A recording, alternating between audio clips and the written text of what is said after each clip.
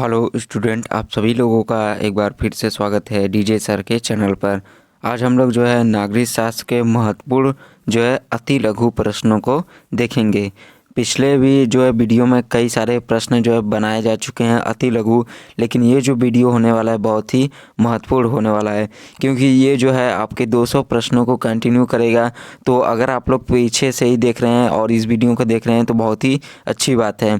ये जो है आपको मैं बता दूं, ये बोर्ड एग्ज़ाम कक्षा 12 के नागरिक शास्त्र के जो विद्यार्थी होंगे जो बोर्ड एग्ज़ाम देंगे उन लोगों के लिए ये जो प्रश्न उत्तर है ये जो है बहुत ही महत्वपूर्ण होगा। जो आपका जो क्या है 2025 में बोर्ड एग्ज़ाम होने वाला है कक्षा 12 के विद्यार्थियों के लिए, जो नागरिक शास्त्र के जो हैं विद्यार्थी उनके लिए बहुत ही महत्वपूर्ण है। तो ध्यान से देखिएगा और अगर प्रश्न पसंद आता है तो इसे दूसरों के साथ शेयर करिएगा। और ध्यान रखिएगा केवल एक ही वीडियो मत देखिएगा, इसके कई सारे पार्ट जा रहे हैं। टोटल जो है 200 प्रश्न है, तो सभी वीडियो को क्या करेंगे आप लोग जो है बारी बारी से सभी वीडियो को देखिए, क्योंकि मैं वीडियो में बार बार बोलता हूँ कि ये जो प्रश्न उठाए गए हैं सभी चैप्टर से जो है महत्वपूर्ण प्रश्नों को उठाया गया है। ऐसा आपका कोई भी जो है नागरिक शास्त्र का चैप्टर नहीं है, सिलेबस के अनुसार जो है उठाया गया है ताकि आपको जो है अच्छी से अच्छी जो है तैयारी हो सके आपकी। और सभी जो है चैप्टरों को ध्यान में रखते हुए ये जो है प्रश्न को जो है क्या है संकलित किया गया है। चलिए जो है प्रश्न नंबर 81 को देखते हैं। कांग्रेस पार्टी का गठन कब हुआ? आप लोग को पता ही होगा जो अपने देश में सबसे पुरानी जो पार्टी है वो कांग्रेस ही है। तो पूछा जा रहा है इस पार्टी का गठन कब हुआ? तो कांग्रेस पार्टी का गठन कब हुआ था? 1885 में। ध्यान रखिएगा कांग्रेस पार्टी का जो है कहीं ना कहीं बहुत ही महत्वपूर्ण योगदान रहा है अपने देश के जो समय में आज़ादी से पहले। जो है बहुत सारे इसमें नेता और स्वतंत्रता सेनानी थे, बहुत सारे क्रांतिकारी भी रह चुके हैं इस पार्टी में शामिल। तो इसका बहुत ही कहीं ना कहीं महत्वपूर्ण योगदान है, इसीलिए ये प्रश्न पूछा गया है कि कांग्रेस पार्टी का गठन कब हुआ? तो 1885 में। 1885 में जो है दो तीन बहुत ही खास व्यक्ति थे, उन्हीं को जो है क्या है उनके कहीं ना कहीं का एक अध्यक्ष होते हैं या मतलब उन्होंने क्या है शुरुआत की थी, उनके द्वारा ही क्या है इस पार्टी का जो है गठन हुआ था। किसका पार्टी? कांग्रेस पार्टी। तो वो कौन से व्यक्ति थे आप लोग कमेंट करके बताइएगा। प्रश्न नंबर 82 है, हम लोग आगे की तरफ बढ़ते हैं। कांग्रेस का प्रभुत्व कब तक बना रहा?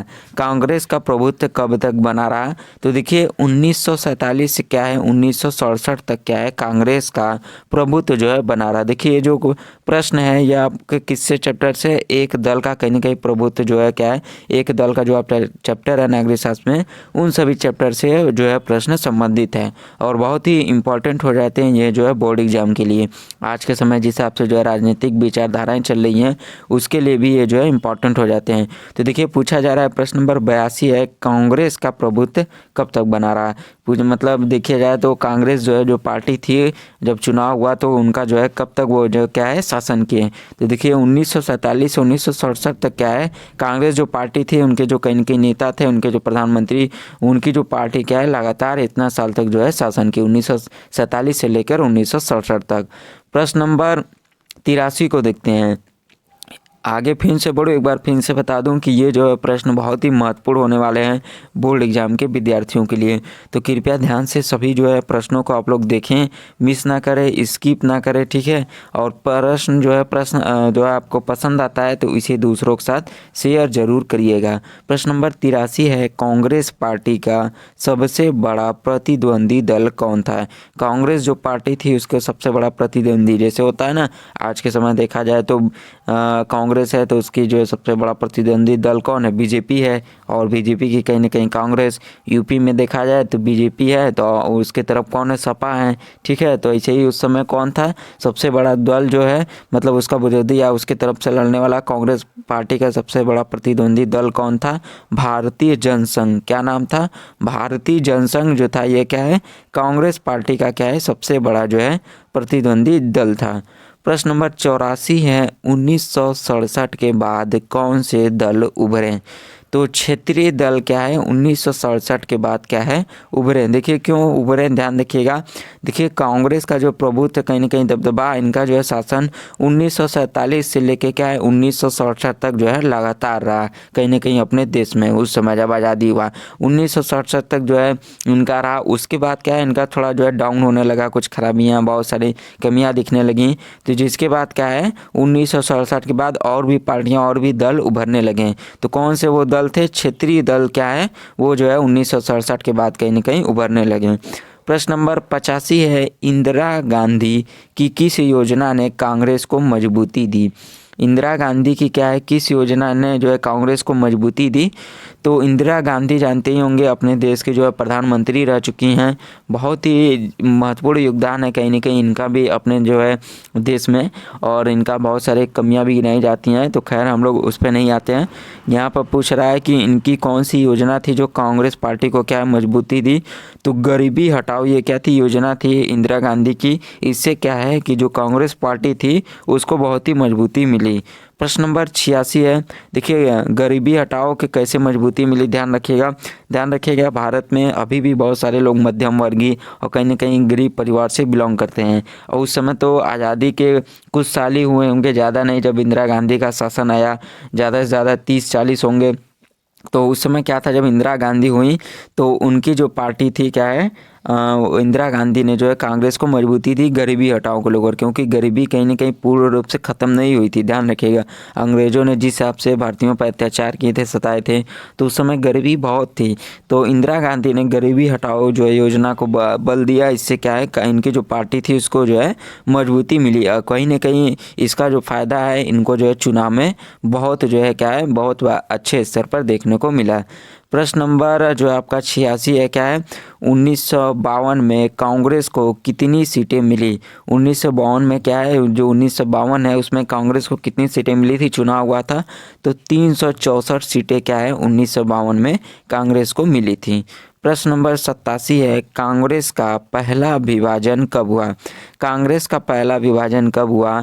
1900 क्या है 69 में क्या है कांग्रेस का जो है पहला विभाजन हुआ। ये जो है कहीं ना कहीं एक भी महत्वपूर्ण है। इसमें क्या हुआ था कि इंदिरा गांधी से लेकर कुछ जो है विवाद हो गए थे, तो इसीलिए इसको कांग्रेस का पहला विभाजन माना जाता है। और भी बहुत सारे रीजन थे, तो यही प्रश्न है। तो इसका सही आंसर है 1969 में क्या है कांग्रेस का जो है पहला विभाजन हुआ था।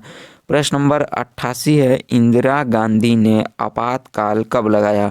मोस्ट इम्पॉर्टेंट प्रश्न बन जाता है, ध्यान रखिएगा। आपातकाल की जो है बात आज भी होती है, जो है लोकसभा हो गया या बहुत जगह अपने देश में देखेंगे, जब भी होता है जो है बड़े बड़े सांसदों की जो है अगर बैठक होती है तो उसमें ये बात जरूर आती है, पक्ष विपक्ष एक दूसरे पर आरोप लगाते हैं, तो इंदिरा गांधी का जो है आपातकाल का जरूर बात आता है। तो इंदिरा गांधी ने जो है आपातकाल कब लगाया था? 1975 में। ध्यान रखिएगा, ये जो है प्रश्न पूछा जा सकता है इस बार जो है बोर्ड एग्जाम में, किसमें 2025 में। जो नागरिक शास्त्र के जो विद्यार्थी हैं 2025 में बोर्ड एग्जाम देंगे उनको जो है क्या ये प्रश्न पूछा जा सकता है, क्योंकि जिस हिसाब से माहौल चल रहा है और आपातकाल की बात होती रहती है वो जरूरी पूछा जा सकता है। तो इंदिरा गांधी ने आपातकाल कब लगाया? 1975 में। ध्यान रखिएगा। आपातकाल से एक बात याद आ गया, ध्यान रखिएगा, अभी कुछ ही दिन हो रहे हैं कि मैंने देखा कि कल परसों में चाइना जो है क्या है चाइना में भी एक बार फिर से जो है इमरजेंसी चाइना ने जो है डिक्लेयर की है। बहुत सारे जो है वायरस है, जो है कई प्रकार के ह्यूमन कुछ वायरस कोरोना का जो है फिर से जो है क्या है बढ़ रहा है। तो बहुत ही सोचने वाली बात है, पता नहीं चाइना वाले भी क्या क्या करते रहते हैं। तो एक बार फिर से जो है वायरस बढ़ गया, तो चाइना में भी कहीं ना कहीं आपातकाल इमरजेंसी जो है डिक्लेयर हो चुका है। तो हो सकता है ये प्रश्न आपको पूछ दे, आपातकाल से संबंधित है तो इंदिरा गांधी वाला पूछ दे। तो ध्यान रखिएगा 1975 में। प्रश्न नंबर 89 है, चलिए चाइना को अब हम लोग साइड करते हैं, आगे बढ़ते हैं। 1977 में कांग्रेस को किस दल ने हराया? 1977 में कांग्रेस को किस दल ने हराया? जनता पार्टी। क्या थी? जनता पार्टी जो थी 1977 में क्या है कांग्रेस को कि जो है जनता पार्टी ने हराया। देखिए इसका कहीं ना कहीं आपातकाल जो इंदिरा गांधी ने लगाया था 1975 में, उसका बहुत ही ख़राब जो है क्या है प्रभाव पड़ा जनता पर, और भी बहुत सारे लोग असंतुष्ट हुए हैं इससे। इंदिरा गांधी से बहुत ही ज़्यादा लोग नाराज़ हो गए हैं। तो क्या हुआ 1977 में जो चुनाव हुआ उसमें क्या है इनकी जो पार्टी थी कांग्रेस, और उनकी कहीं ना कहीं अच्छी खासी हार हो गई। तो क्या है 1977 में उसके कुछ साल साल के बाद देखिए 75 में आपातकाल लगाया गया और 1977 में क्या हुआ, इनकी जो पार्टी है वो हार गई। किसने हराया? जनता पार्टी ने जो है इनको हरा दिया। प्रश्न नंबर 90 है, किसको? जो है कांग्रेस पार्टी को। प्रश्न नंबर 90 है, एक दलीय वर्चस्व का मुख्य कारण क्या था? जो एक दल का वर्चस्व था उसका मुख्य कारण क्या था? कांग्रेस की व्यापक सामाजिक स्वीकृति। जो कांग्रेस थी उसकी जो व्यापक, कहीं ना कहीं समाज के जो लोग थे वो कहीं ना कहीं इसको जो है स्वीकार करते थे। देखिए एक दलीय वर्चस्व जो था, एक दल का जो है क्या वर्चस्व, आपका चैप्टर भी होगा ना नागरिक शास्त्र में, तो उसका जो मुख्य कारण था, इसमें कांग्रेस के बारे में विशेष तौर पर क्या है जो है चर्चा की गई है इस आपके जो है चैप्टर में। तो यही जो प्रश्न है पूछा जा रहा है कि एक दल का जो वर्चस्व था यानी कि दबदबा था, इतने साल तक जो है पार्टी शासन की, कहीं न कहीं गिरी भी तो फिर से मतलब वापस आ गई सत्ता में शासन करने, तो उसका वर्चस्व का मुख्य कारण क्या था? देखिए कांग्रेस की जो व्यापक थी सामाजिक स्वीकृति, जो समाज के लोग थे वो क्या न कहीं इसको स्वीकार करते थे। और ध्यान रखिएगा कांग्रेस सबसे पुरानी पार्टी भी थी गठन में, और आज़ादी में भी इनका कहीं न कहीं महत्वपूर्ण योगदान था। इसमें जो शामिल चाहे क्रांतिकारी हों, चाहे नेता लोग हों, चाहे अन्य कोई व्यक्ति हो, तो इसीलिए जब आज़ाद हुआ तो लोगों के बीच क्या है कहीं न कहीं इस पार्टी को लेकर बहुत ही ज़्यादा जो है कहीं न कहीं सुरक्षित और भी बहुत सारे मतलब अच्छे भावनाएं थे। इसीलिए क्या है इनका जो है वर्चस्व कहीं न कहीं कई सालों तक रहा। चलिए प्रश्न नंबर 91 को देखते हैं। भारत की पहली पंचवर्षीय योजना कब शुरू हुई? ये भी मोस्ट इम्पॉर्टेंट प्रश्न बन जाता है। पंचवर्षीय जो आपकी योजना है कि जो भारत की जो पहली पंचवर्षीय योजना थी वो कब शुरू हुई? पंचवर्षीय योजना से संबंधित प्रश्न जरूर पूछे जाते हैं। अर्थशास्त्र अगर आपका सब्जेक्ट होगा तो उसमें भी ये पूछा जाता है कक्षा 12 में। तो जो पहली पंचवर्षीय योजना कब शुरू हुई? 1951 में। ध्यान रखिएगा पंचवर्षीय योजना से संबंधित प्रश्न जरूर पूछे जाते हैं, चाहे अर्थशास्त्र हो गया चाहे जो नागरिक शास्त्र हो गया। अर्थशास्त्र में तो और पूछे जाते हैं कि पंचवर्षीय योजना कब शुरू हुई, पहली पंचवर्षीय योजना किससे संबंधित थी, पहली पंचवर्षीय योजना के बारे में बताइए। ठीक है, इस तरह के तमाम प्रश्न पूछे जाते हैं। जब पहली पंचवर्षीय योजना लागू हुई तो उस समय भारत का प्रधानमंत्री कौन था, इस तरह के जो है प्रश्न आपसे पूछे जाते हैं। तो ये जो प्रश्न है मोस्ट इम्पॉर्टेंट हो जाता है, चाहे नागरिक शास्त्र के विद्यार्थियों चाहे अर्थशास्त्र के। भारत की पहली पंचवर्षीय योजना कब शुरू हुई? 1951 में। ध्यान रखिएगा। प्रश्न नंबर 52 है, दूसरी पंचवर्षीय योजना का उद्देश्य क्या था? जो दूसरी पंचवर्षीय योजना हुई उसका उद्देश्य क्या था? औद्योगिकीकरण। ये क्या है? जो दूसरी पंचवर्षीय योजना थी उसका जो है उद्देश्य था। ध्यान रखिएगा जितने इम्पॉर्टेंट आपकी जो पहली पंचवर्षीय योजना है उतनी ही इम्पॉर्टेंट क्या है दूसरी पंचवर्षीय योजना भी है। तो उसका जो देखिए मैंने ऊपर ही बताया कि इससे संबंधित पंचवर्षीय योजना से संबंधित तरीके के जो है प्रश्न घुमा फिरा कर पूछे जाते हैं। तो इसको आप लोग अच्छे से पढ़ लीजिएगा जो है कि पंचवर्षीय योजना कब शुरू हुई, पंचवर्षीय योजना का उद्देश्य क्या था। जैसे देखिए यहाँ पर पूछ दिया गया है कि दूसरी जो पंचवर्षीय योजना थी उसका उद्देश्य क्या था। तो इसी तरह प्रश्न जो है पूछे जाते हैं। प्रश्न नंबर 93 में है कि योजना आयोग की स्थापना कब हुई? योजना आयोग भी कहीं ना कहीं एक इम्पॉर्टेंट प्रश्न हो जाता है आपके बोर्ड एग्जाम के लिए। योजना आयोग की जो स्थापना दिखे हुई वो कब हुई? 1950 में क्या है जो योजना आयोग है उसकी स्थापना हुई। प्रश्न नंबर अब हम लोग आगे को देखते हैं। 94वां प्रश्न है हम लोग का, हरित क्रांति का उद्देश्य क्या था? ये भी जो प्रश्न है ये भी महत्वपूर्ण प्रश्न हो जाते हैं, मोस्ट इम्पॉर्टेंट दोनों ही विद्यार्थियों के लिए। अगर आप अर्थशास्त्र लिए हैं और नागरिक शास्त्र यानी कि इकोनॉमिक्स और सिविक्स लिए हैं दोनों, तब भी हरित क्रांति से भी तमाम तरीके के प्रश्न पूछे जाते हैं। जैसे कि हरित क्रांति का उद्देश्य क्या था, हरित क्रांति के जो है कहीं ना कहीं जनक या इनके जो है मुख्य कौन थे, और हरित क्रांति का जो है इसमें किस चीज़ को बढ़ावा दिया गया, हरित क्रांति के बारे में बताइए, हरित क्रांति से क्या फ़ायदा हुए हैं। ये सब तमाम तरीके के जो है प्रश्न पूछे जाते हैं।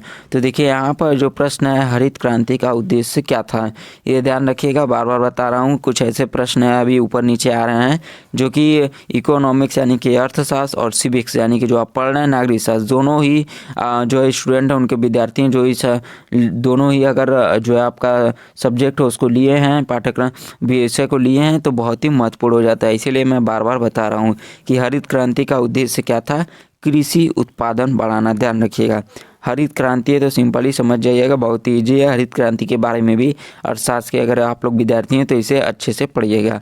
प्रश्न नंबर 95 है, भारत का पहला बड़ा बांध परियोजना कौन सा था?